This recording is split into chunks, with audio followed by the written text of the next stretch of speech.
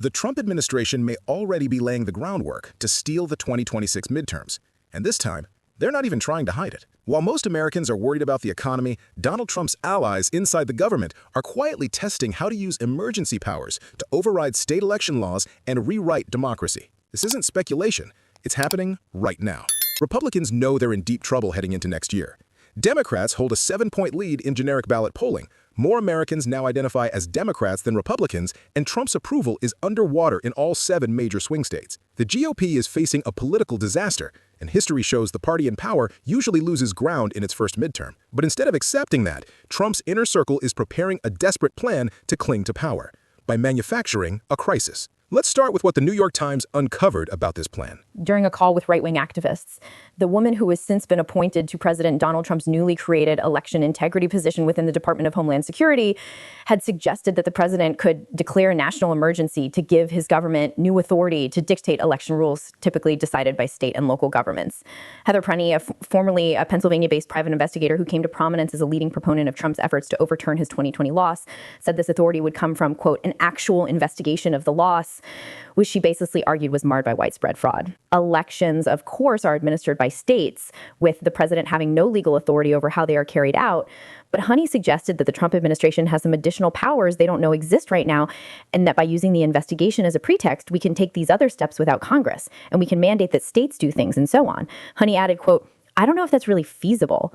And if the people around the president would let him test that theory. And that was back in March. That was before Honey became the leader of the so-called election integrity unit at the Department of Homeland Security. So, who knows if they're actually going to try to do that? It's not like Donald Trump just appointed somebody a week ago to reinvestigate the 2020 election fraud claims of his, except that he actually did do that just last week. The AJ's administration had begun this effort to reboot the election fraud narrative, with Trump tapping former campaign lawyer and Stop the Steal proponent Olsen as a special government employee tasked with reinvestigating 2020. Olsen has reportedly already begun asking intelligence agencies for information about the 2020 election and has also suggested he wants to purge government employees who are disloyal to Trump. Let's be clear.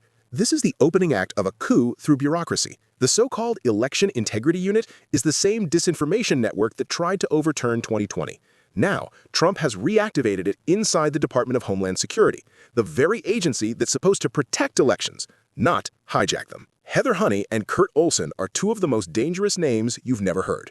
One's pushing a conspiracy theory to justify declaring a national emergency, while the other is digging through classified intelligence to create the illusion of fraud. Their plan? Stage a fake investigation, claim chaos, then use it as justification to let Trump temporarily take control of elections. That's phase 1, and it's already in motion. We've been here before. Trump tried to weaponize lies about voter fraud to overturn a legitimate election in 2020.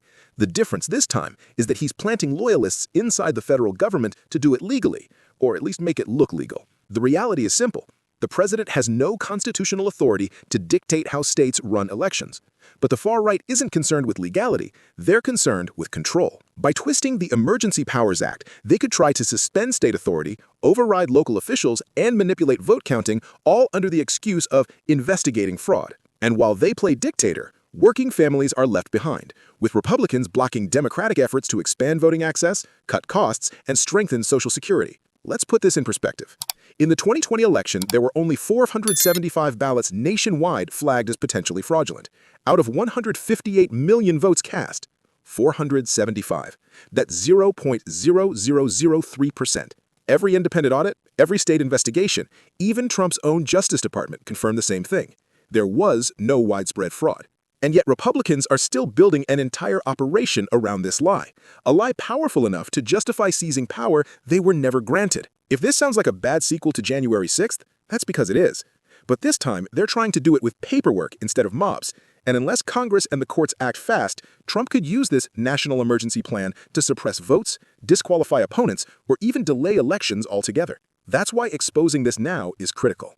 Democracy doesn't collapse overnight. It erodes piece by piece, regulation by regulation, until one day, people wake up and realize they've lost the right to vote.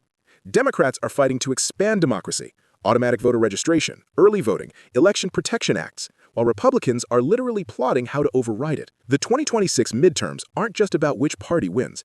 It's about whether the people still have a voice at all. If you believe in protecting democracy from authoritarian sabotage, make sure you're registered, stay informed, and follow this channel for updates.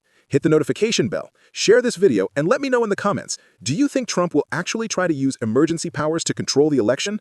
Because if so, we need to start fighting back now before it's too late.